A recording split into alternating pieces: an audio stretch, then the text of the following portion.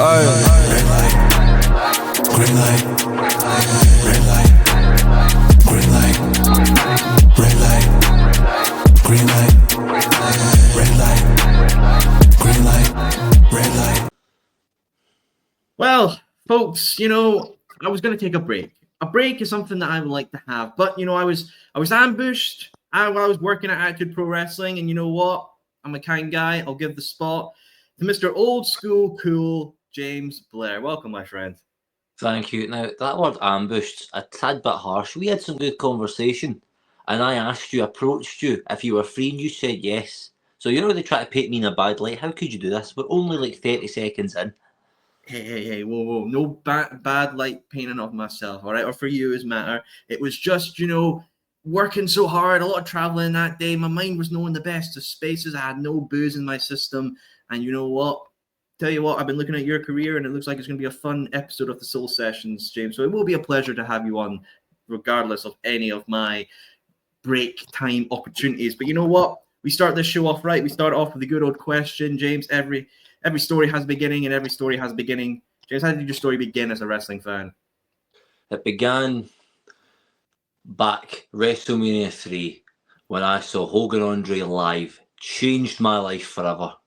And ever since then, I busted my ass in every territory I went to, worked rings, put ropes up, put ropes away, did merchandise, took photos, you name it, I did it. And that's how my story began. As every wrestler should. A humble beginning.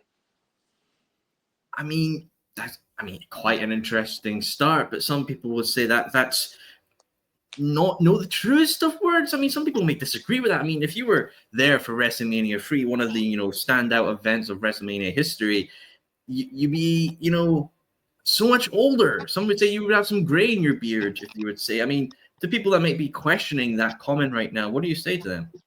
I'd say, well, those people are wrong. Old school cool simply never lies. It's not in my nature to lie.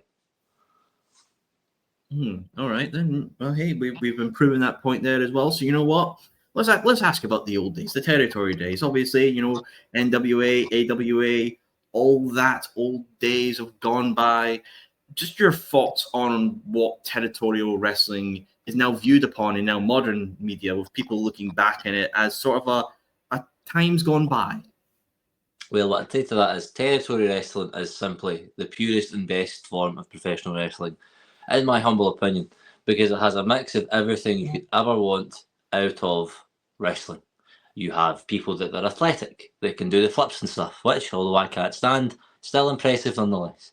It has your workhorses, your technical masters, your powerhouses, you know, athletes that are built like this.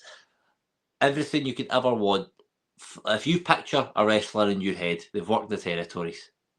I love it. They are the best. They were the best of times, maybe the worst of times to some few, but to me, it's what I call home. Hey, fair point there indeed. You know, obviously, territorial days, I've mentioned some of the great companies like AWA, Southern Championship Wrestling, you know, wrestling from Memphis as well. So those old territorial days. Was there a particular territory you liked as well, James? Was there a particular one you thought, this is the key of the territories? Fantastic question. Yes, there is. My favourite territory is Mid-South, ran by Bill Watts. That territory, as I was watching, obviously there in person, but then getting tapes as well, the year of 83 was phenomenal. Mr. Wrestling 2 having his run, Magnum TA, Junkyard Dog, the Rat Pack, just chef's kiss, 10 out of 10s all round. You see a young Arn Anderson as Marty Lundy. Just, you see wrestlers who were almost there, getting their start. Just phenomenal. And plus as well, the North American Championship belt looked fantastic. And then they made it about this size, and that's just great. Well, you know, people like bigger and better in modern day and even in the past as well. You obviously mentioned Magnum TA there, an exceptional wrestler, but my real introduction to his career is obviously through the Dark Side of the Ring documentary, which is a documentary series that covers a lot of the obviously darker sides of wrestling, but it's a lot of the old stuff as well. And for some people, that's their real first introduction to old stars of the past or territories. So James, just your thoughts on Dark Side of the Ring and their place looking back in modern wrestling. I think it's a fantastic product to look back on wrestling as a whole, the good, the bad, and the ugly, if you will.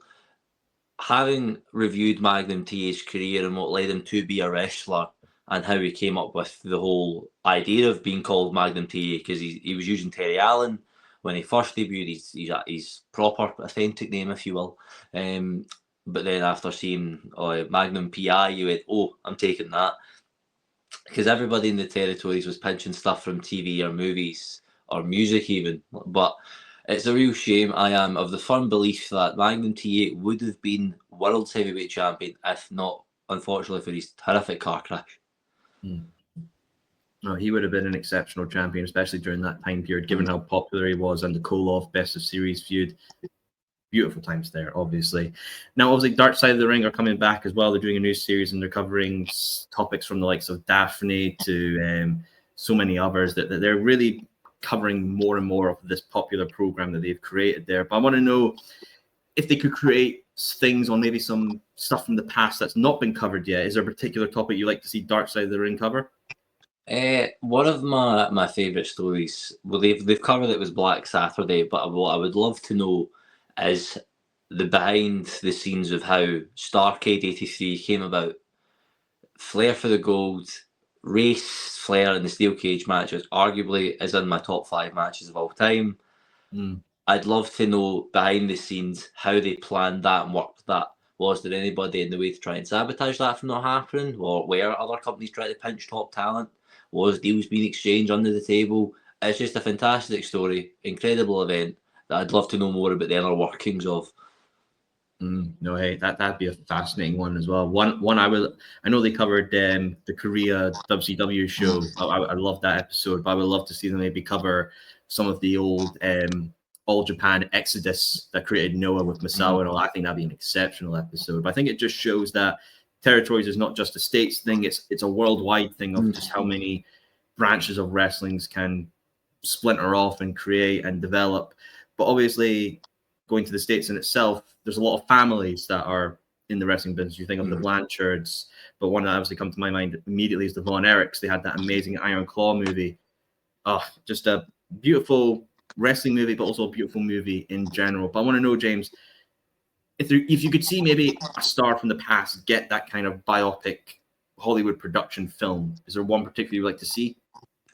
Oh, no, that is a tough question. I would say the most recent film that's coming out, I believe, on the 7th of March, it is, about Mildred Burke, Queen of the Ring. That story's fascinating. I know that she was the first NWA women's champion as well, with her husband Billy Wolf, running the wrestling scene for many women. I'd love to go behind the scenes into that world. I've heard some stories, obviously. Dark Side of the Ring covered it with the Mae Young aspect. Not Mae Young, what's her face? What's her name? Fabulous Miller.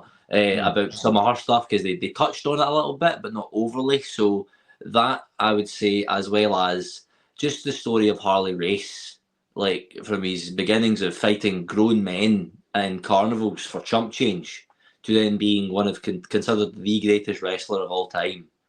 I'd love to know how he goes from carnivals to world champion. Oh, that'd be quite a story in itself.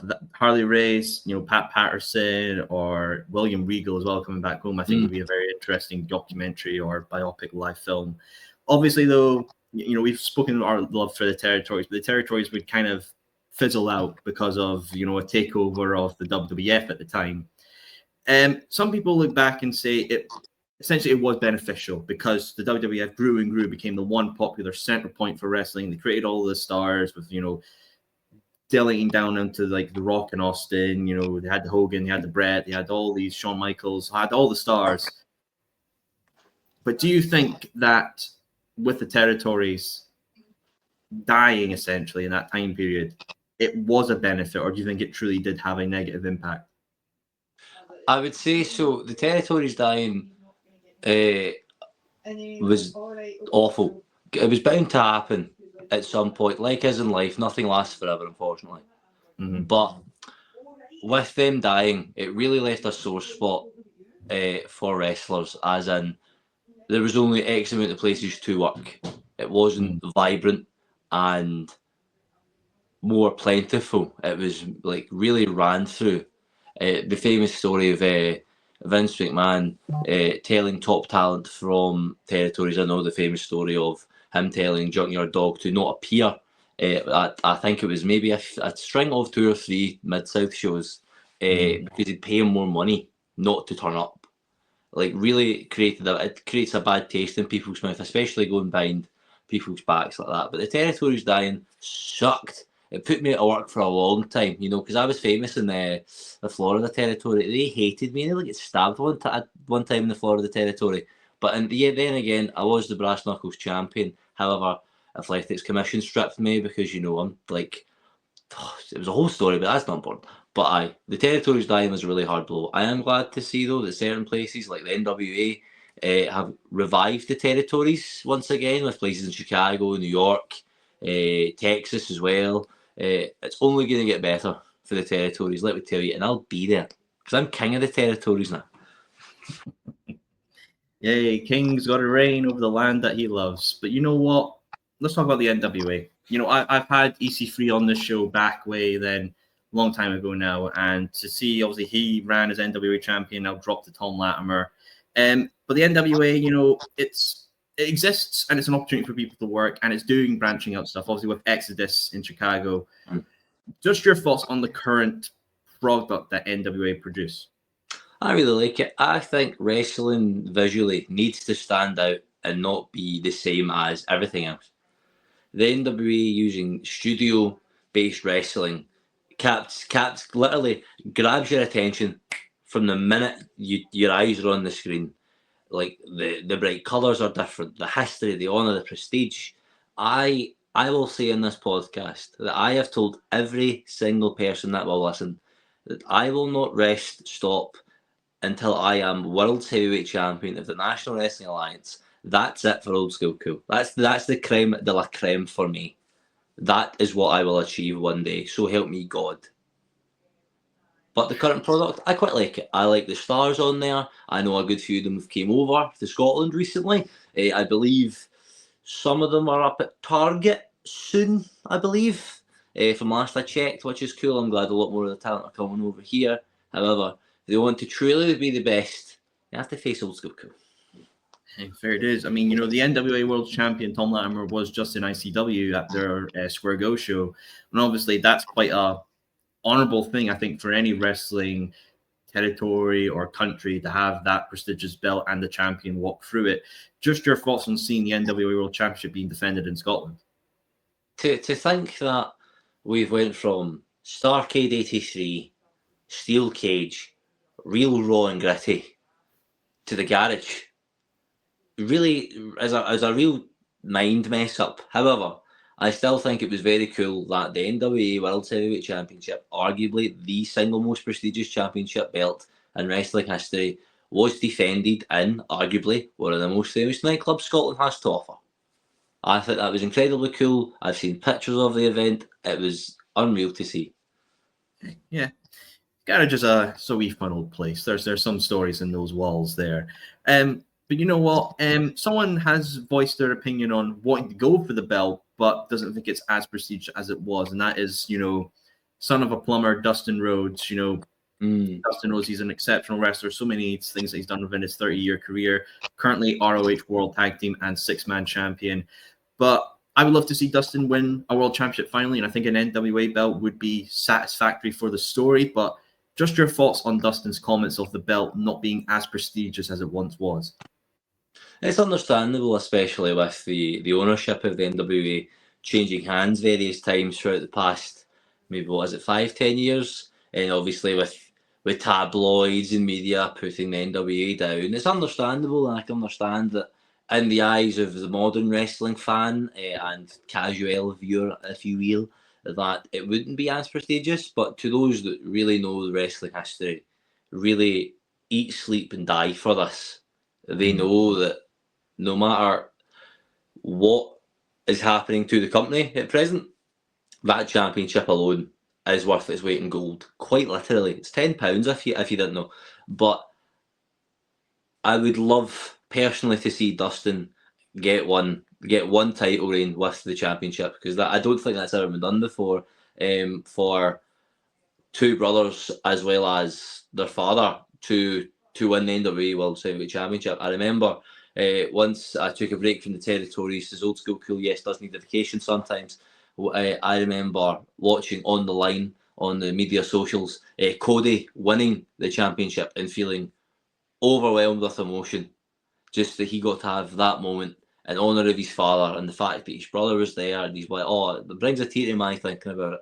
But I do believe that he should at least wrestle for it and potentially hopefully win it before he hangs his boots up for good. Yeah, I definitely would love to see Dustin win a world championship. It's something that he should do, and I think that would be an exceptional moment for people to see.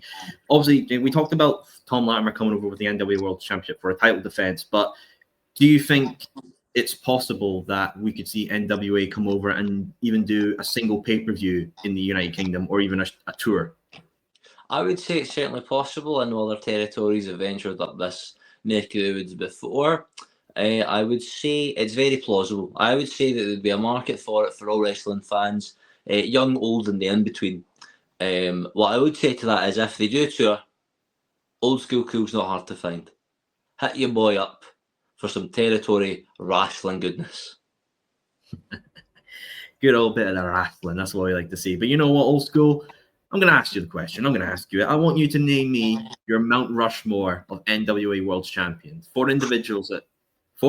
Come on, give me your Mount Rushmore of NWA World Champion. Come on now. Four. Okay, that's a tricky one, but I shall play ball with you, good sir. Although the man himself is questionable with his antics, the wrestler is tremendous. Ric Flair is on that list. Harley Race is on that list. Sting is on that list. As well as, although we only had the championship once, I fairly enjoyed his run. Ricky Steamboat. Four exceptional individuals, talented wrestlers, and good champions. I think there'll be very few people that can claim with that list. I think you've done well, and I don't think you've upset the IWC as a fun bunch as they like to be. What's that? Oh, internet wrestling people. They live on the digital space. They're a fun bunch. What's an internet? Is it Dial-up. like dial-up? It's like dial-up. Oh, I see. Funny dial-up. Let's just say it like that. But you know what? Old school, let's bring it back to him. Let's bring it back to Scotland right now.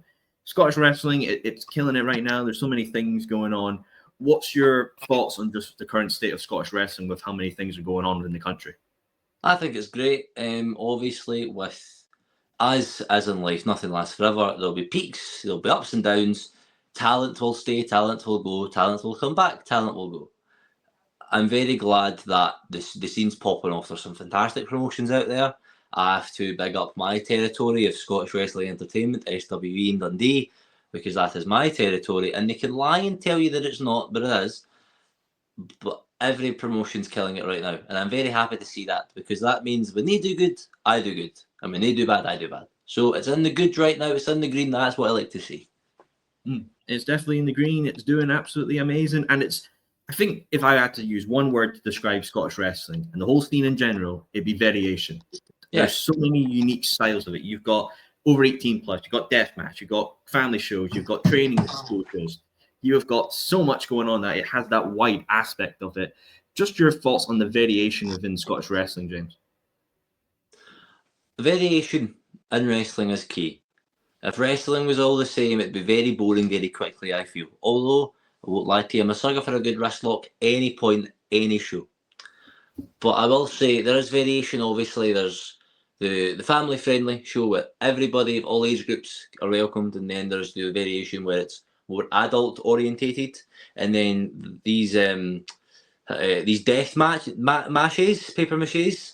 I know that caters to a specific audience of blood perverts, but I know Bleeding Gums are doing quite well with business right now. I'm happy to see that. However, I would like to put out a formal challenge to any deathmatch wrestler to face me in a one-on-one contest. No weapons, no light tubes, no glass, no thumbtacks. Just bog standard wrestler match. And if they can beat me, I'll get it signed in an ironclad contract. If they beat me fair and square, one-on-one, I will then challenge them to a death match of their choosing. Old school, cool. That's fighting words there. That's fighting words. Have you seen these death matches? You know, I work for Bleeding Gums. I do all the stuff there. I've seen all the crazy antics they like to get on when they're not for the faint of heart, brother. Are you sure you're ready to make that kind of statement? Brother, I was in the Texas Ranches death match. He's fighting in hail barrels, bloodied. I am ready for whatever these death match, paper mache, whatever wrestlers they're called, throw at me. And they'll probably throw something at me, and I'll catch it and I'll throw it down. Good luck, son. Good luck. Chin chin. Thank you. Well, you know what? Let's get on to the other aspects of wrestling as well, because I know you've done some great stuff. I know you challenged for the APW Hardcore Championship in a scramble match at Bound for Wishaw a while back as well. Just your thoughts on that opportunity. That opportunity was great until it was robbed from me by one Samuel Barber. He attacked me from behind with a steel chair in Rutherglen, I believe, struggling to remember the venue. In fairness, he did hit me quite hard in the back of the head. And he robbed that chance from me. And I've not faced for that championship since. I will one day fight for that championship. And I'm hardcore as they come. The best weapon I have found, brother, let me tell you something, is the eye poke. That's the best weapon in a death match. Because if they can't see you, they can't hit you. It's a fair tactical standpoint there. I think it's a good thing to have in your arsenal. You never know where it's going to pull out and just be an absolute winning opportunity. But you know what? Within life, within wrestling, within every opportunities, there's, joys, there's highs, and there's connections we meet. And, as we're recording this, it's one day after the day of love, Cupid love, or Valentine's Day, as some would say. And I know you have a very special one in your life as well. So she's been on this show as well. So I want to know the story of how you and Rubi Roberts came to be and found each other. Yes, well, I obviously, since Old School Cool doesn't lie, I'm not going to paint you a romantic, fantasized fairy tale story. What simply happened was myself and Ruby were training at the same facility. Although I haven't been there personally or worked for the company, it was the Lou King Sharp Dojo of Excellence, ran out of Iron Girders gym. Which also a great facility, by the way, as well as the training that Lou King Sharp offers is very good. He knows what he's talking about. We met there, and via the dojo connection, we got to chatting and talking, and one thing led to another, and I asked her out on a date. So asked her out on a date to the cinema because I thought perfect first date scenario. And we've been hooked ever since. I asked Ruby to marry me around a year, but I'd say bang on a calendar year of dating, because I knew she was the one for me. I mean, she terrifies me and she's scary and she's crazy. And if I ever go missing, she did it. But I'm head over heels in love. No matter what happens to me inside the ring or outside of the ring, mentally, physically, what have you, she's always there to have my back, and I'm always there to have hers. Hey, wholesome love story. That's wrestling weddings sometimes go up in smokes, but I feel this one will be an absolute banger of a wedding reception. But you know what? Within wrestling, we have many couples. From the likes of Jordan Grace and Jonathan Gresham. You have Seth Rollins and Becky Lynch. You have Charlotte Flair. She's not with Andrade anymore. That's tongue of the slip. Whoops. But I want to know, let's say we could get a couple tag team match, James. You and Ruby against another wrestling couple. Which one would you want it to be and why? There are various couples out there that I'm trying to come to mind too. I would say of a standout challenge for myself and Ruby, I would say Lana Austin and her partner. Having seen them wrestle before, they are phenomenal professional wrestlers. He might also be the tallest man I've ever met in my entire life. I think me and Ruby could give them a good run for their money, as well as Logan Smith and Angel Hayes. Oh, wow. Put on a Valentine's show, Clash of Love, Clash of Champions back in the day, but it's going to be a Clash of Love, folks. I mean, that's going to be an exceptional show. Wherever that matches happens, in the ether of professional wrestling, that's the fun of it. Now, obviously, James, we're going to bring it back to America because the territories, they were gone, but now they're kind of backing away with WWE, AEW, TNA, GCW, the modern territories, as they say. And AEW is a company that has been killing right now as we're recording. They're currently in Australia doing their Grand Slam show. Just your thoughts on what AEW has brought to modern wrestling and how it's changed the landscape. Well, like we discussed earlier about variety in wrestling, I'm of the belief that you can watch any company you like, just enjoy it, stop complaining. Who cares? We're all watching men and women wrestle each other in spandex in arenas. Stop complaining and shut up and just watch the product. If you just watch WWE, great. If you just watch AEW, cool. But what I will say is, AEW going on, 5-6 years now? Mm-hmm. The variety they've brought to wrestling and the opportunities they've gave wrestlers that normally maybe wouldn't have gotten a chance at other companies have flourished because of AEW/Ring of Honor. Like the likes of Athena's run recently with the Ring of Honor Women's Championship is one of the best runs I've ever seen in my entire life. I think AEW is a fantastic company, and I'm sure they'll continue to do well for years and years to come. Mm-hmm. Yeah, absolutely. You know, it's no secret here. I love AEW. The merch behind me explicitly says it, from signed turnbuckles and belts galore. Oh. But obviously, you know, nobody's perfect. You know, AEW do make mistakes, from, you know, that terrible Shark Cage match with Eddie Kingston and Jericho on Shark Week, from not maybe making title changes at the right time or booking decisions. They make mistakes, but I feel, from my personal point, there is an overall massive hatred towards Tony Khan for some reason. Why do you think, especially from some circles of wrestling fans, that there is this outwards of hatred towards Tony Khan that's maybe not on the most justifiable of means? I would say possibly, like, because of his age, perhaps, and maybe who his father is, and maybe people feel like he hasn't earned the right to run such a successful company, and maybe there's jealousy involved there. I would say that Tony Khan is doing a fantastic job in what he's been able to produce in 5+ years of running AEW, to bring it to a few pay-per-views, to then running weekly shows. It's been fantastic, and variety is the spice of life. And they'll continue to deliver that whether people like it or not. So people are just gonna have to get used to it. Like, it's like when Triple took over, people were a bit iffy about that, but people like it, people don't. But I think people just like to complain and moan, to be brutally honest with you. I think people just love a good old moan. I truly think that people don't just live in the moment of something and enjoy it. They're always in that critical mindset before it happens or after it happens, or even during the event happening, or whatever is happening in life, that they're always trying to dissect it moment by moment, and not just, you know, not saying turn your brain off, but take in the atmosphere, take in the environment, just take in that whole enjoyment aspect of it. But hey ho, that's people at the end of the day. But you know what? AEW are coming back this year for Forbidden Door, New Japan crossover show.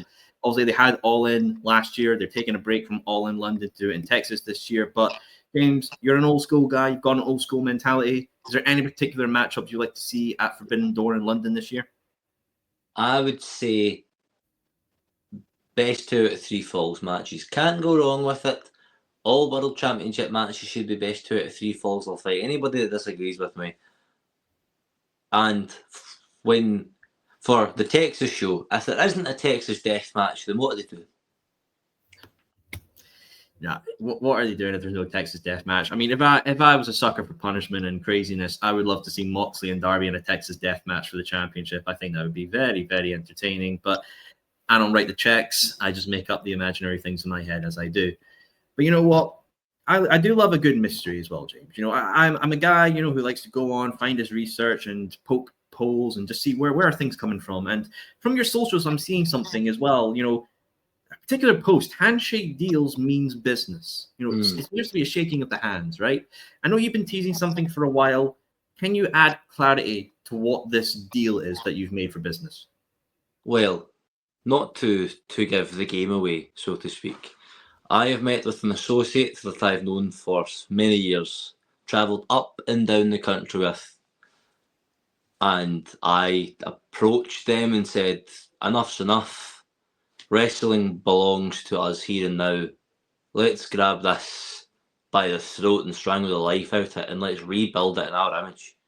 And they were on board. Handshake deals means business. Everything's sorted. It's not a matter of if, it's only a matter of when. A matter of when, fair enough. But what is your deal? Whoever this associate is, and I know you probably won't reveal it to me because you have to keep some secrets. Some things need to stay on the mysterious sides of life. But what is your mission? Just to say that you own this wrestling right now, or to bring back something, or to take something, or gain something. What is your mission goal with this individual? One too many times, good old school cool has been left to rot, has been abandoned by those he trusts most, left to die, as has my associate. And we are tired of people thinking that they have the upper hand on us, but no more. No more. Wrestling belongs to us. And that's that. We shall conquer all of tag team professional wrestling. We'll beat all your favourites, win all your belts, and continue to thrive and dominate under sheer chaos. All right, hey, chaos galore, let it be. But you know what? Is this a open threat to anyone or any tag team belts or any company, or is there a particular tag team that maybe champions or maybe not that rubbed you the wrong way and your associate that you really want to make sure they understand the threat that's in their window? Any company with tag team champions can get it. However, what I will say, my home territory of SWE, the current tag team champions, is missing one half of the tag team champions. One of them's left the country, not coming back, making it big in Canada, the Great White North, and I'm sure he'll do very well. I have a lot of respect for him, but that leaves one half vacant. But another thing, management constantly spit in my face every single time, maybe without even knowing it. Maybe they do know deep down what they're doing is wrong, they just want to address it. Dundee belongs to OSC. I don't care what any other wrestler from there says. I don't care what any wrestler travelling up there says, down there, whatever. Don't care. It's my territory. I am going to conquer SWE, and there's not a goddamn thing they can do about it. Like I said, not if, but when. So those SWE Tag Team Championships will come home to me and my associate. And when that happens, I'll finally get to say, I told you so. Somebody's going to be biting and eating their words when you accomplish your mission with your associates. I don't know how SWE management, SWE fans, or heck, even the SWE locker room will react when that day comes, mate. And I think it will be an old school lesson in hell for them, nonetheless. But you know what? Mr. Old School, James Blair, we're coming to the end of our time here on the Soul Session, so I'll be wrapping it up here with two final questions. First question for you is, you've mentioned obviously your love for the NWA and the championship as well, and seeing it thrive and seeing so many things going on with it. I want to know if you could, I'm not going to say could, I think you could, when you win the NWA World Championship, would you want to win it in America or would you want to win it in Scotland? It depends. If I win it in America, I would get back to Scotland as soon as I can to defend it. And if I won it in Scotland, I would defend it at any show, any place, anytime, the next night. No matter the country, no matter where it's at. North, South America, whether it's Mexico, Australia, Japan, I don't care. I will get my hands in the NWA World Heavyweight Wrestling Championship, so help me God. If it kills me, it kills me. My life does not end until I have that in my possession. It's the mission goal soon enough, my friend. And you know what? Last final question here. You mentioned, AEW like to bring in some talent sometimes. We've seen it with their Cardiff show where they brought in Michael Oku, Nina Samuels, and Kid Lycos too. If you had the opportunity to be a part of an AEW card, is there a particular wrestler on that roster you want to face? I would say so, yes. I would give Dustin Rhodes one old school Texas Southern whoop-ass. Oh, good Lord. Give that a bull rope match as well. Why not? Make it a true old stipulation from the Texas days. Territories high or hell water. It's going to be an absolute fun time. Well, folks, if you love what you heard of Mr. Old School Cool here and you want to see all of his amazing facts as well, he likes to share on his Instagram page, I will post a link down to his Instagram down below. You can click it, follow his journey, and heck, when his mystery associate is revealed, you can say, well, I was there first and I seen the reveal. Well, folks, as I say as a Scotsman, finish up your drink, put your chairs away, and thank you as always for tuning in for another episode, an old school episode of the Soul Sessions. Drink your hydration, brother. Now I'm out there here too. Gonna live like animals do. No more laws and no more rules.